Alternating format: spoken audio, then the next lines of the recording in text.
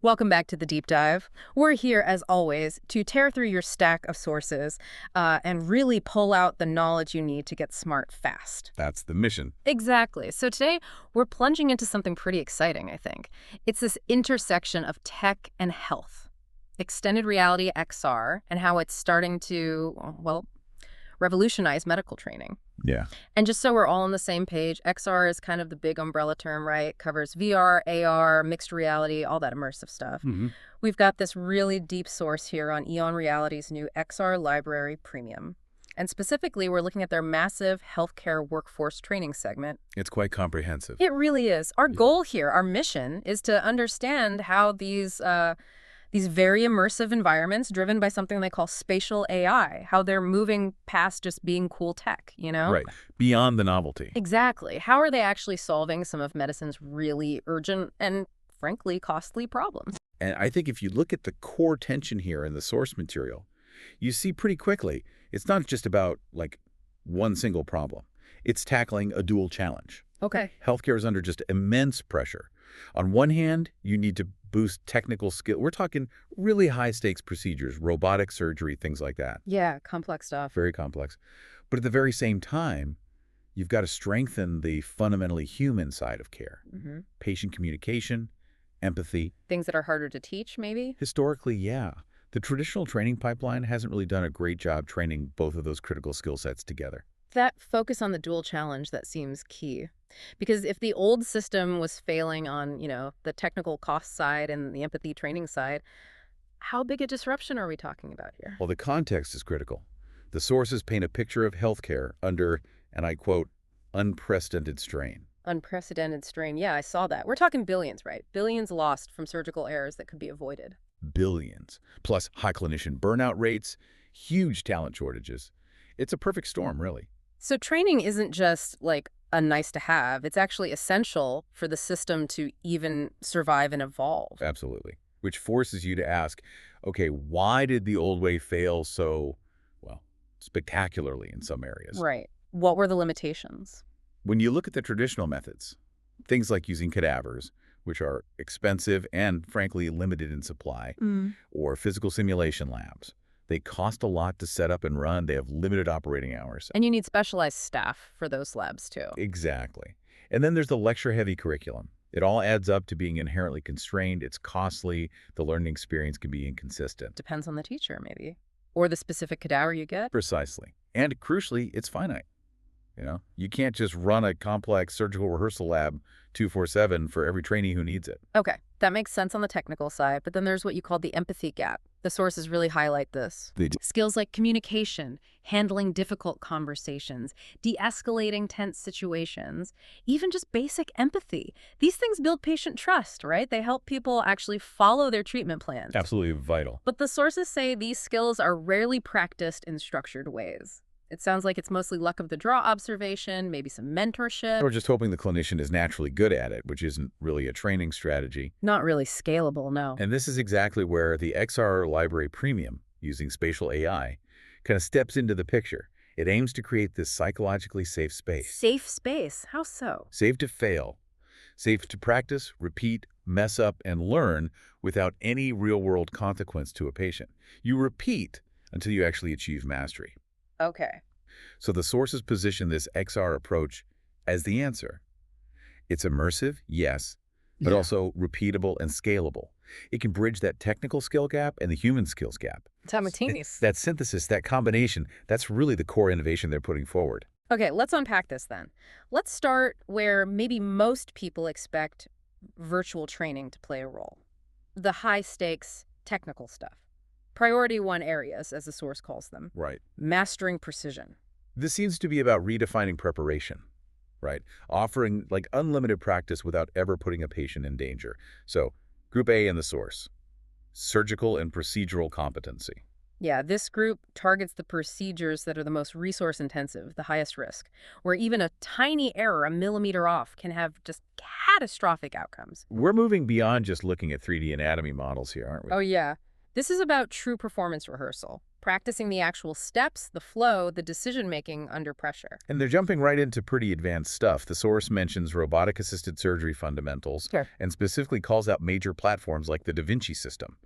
Which requires a whole different skill set. Totally. Yeah. And also incredibly high-risk areas like neurovascular intervention simulation. That's dealing with strokes, aneurysms, super delicate brain procedures. Micro-precision is absolutely essential there. And performing under intense pressure. And this is where that idea of repetition really hits home, isn't it? It's fundamental. Take the use case they provide. A neurosurgeon who needs to clip an aneurysm. Okay. In the real world, maybe they only get a few chances a year to perform that specific complex procedure. Yeah.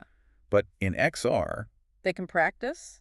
How many times? the source says hundreds of times, rehearsing that exact clipping procedure over and over, Hundreds. allowing them to spot tiny flaws in their technique, refine their approach, and dramatically reduce the chance of complications when they actually step into the operating room. That just completely reframes what surgical readiness even means.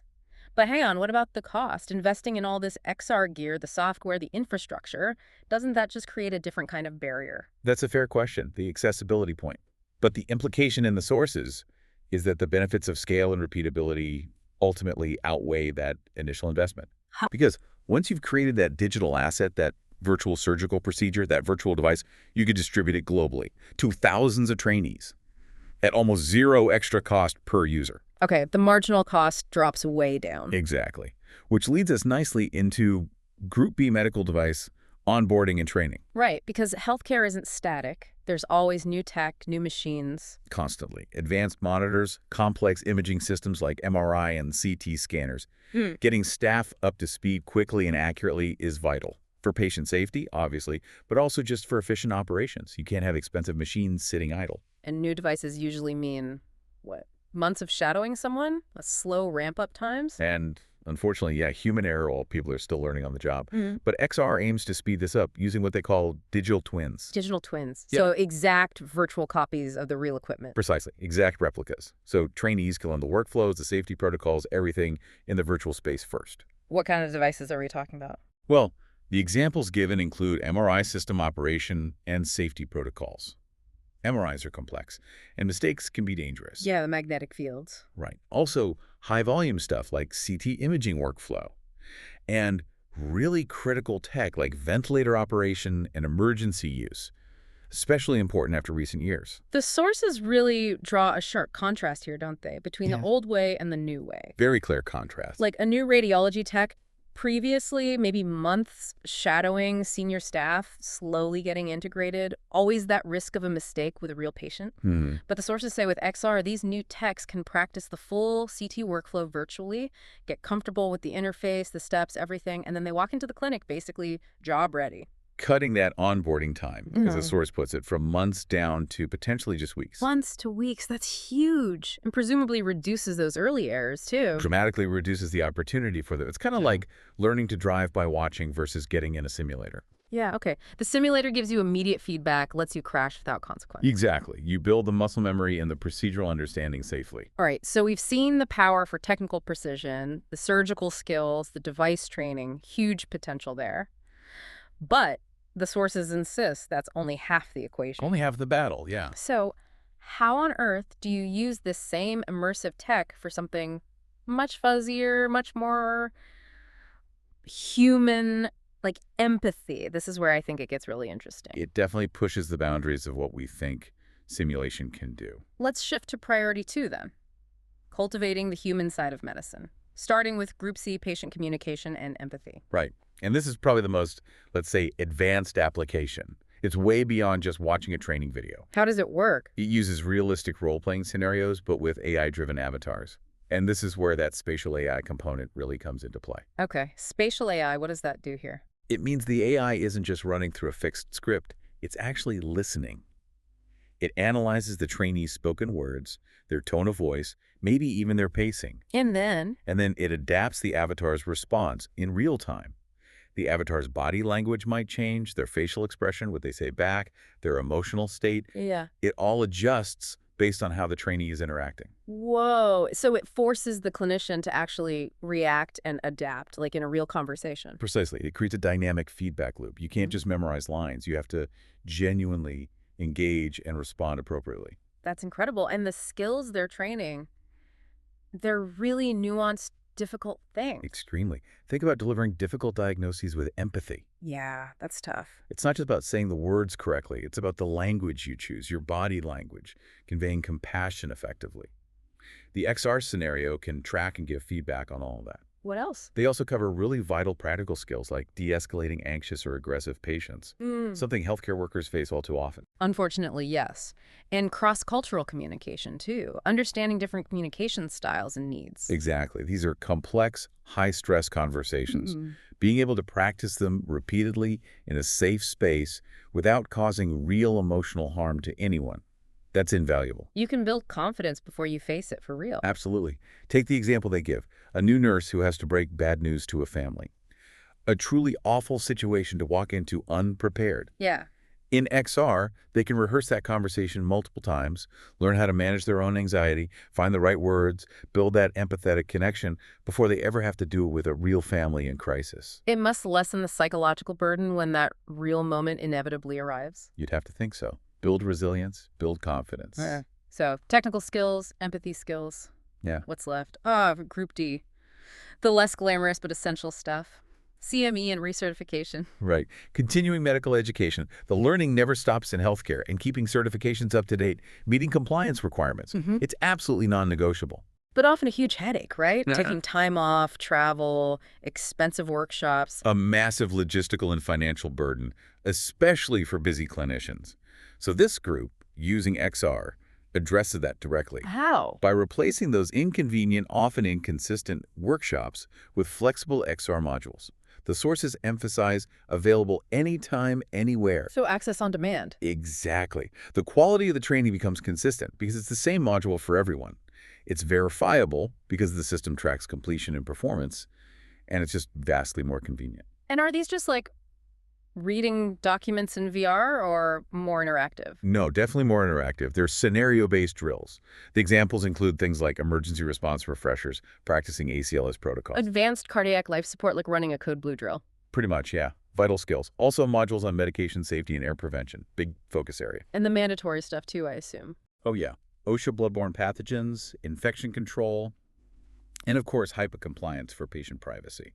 It takes training that can sometimes feel passive, maybe even ignored. Click-through compliance. Right. And turns it into active, required performance. You have to demonstrate you can apply the knowledge in a simulated situation. Okay, so if we tie all these pieces together now, technical precision, device onboarding, empathy, compliance, what's the bigger picture? How does this tech really transform the landscape? The sources had a kind of before and after. Yeah, they synthesize it quite clearly. The change really touches every part of how healthcare professionals get trained and stay ready. It's quite profound when you lay it out. It sounds like moving from scarcity to abundance, almost. Like before, surgical training was limited by cadavers and physical labs, expensive, hard to access. And now, the potential for unlimited procedural practice in XR, with detailed metrics tracking every movement, every decision. Okay. And device onboarding. Used to be slow and error-prone.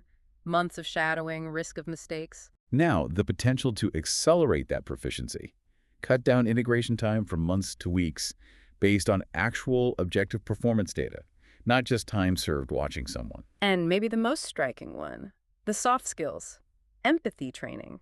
Used to be rarely trained systematically. More hope than strategy. And now, thanks to that spatial AI, you have systematic, repeatable, highly realistic patient interactions that actually build measurable communication skills and confidence. It even turns that passive compliance stuff into active, performance-based readiness. It's all about creating verifiable, data-driven evidence of competence, which really brings us back to the ultimate, so what? Why does all this matter for healthcare as a whole? Right. What's the end game here?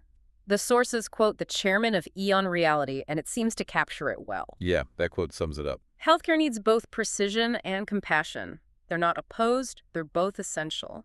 And this technology, potentially, delivers the ability to master both in equal measure. That's the core philosophy. Yeah. And that mastery, fostered by this tech, establishes a new potential standard. A new standard. Meaning what, exactly? It creates this really clear, measurable pathway.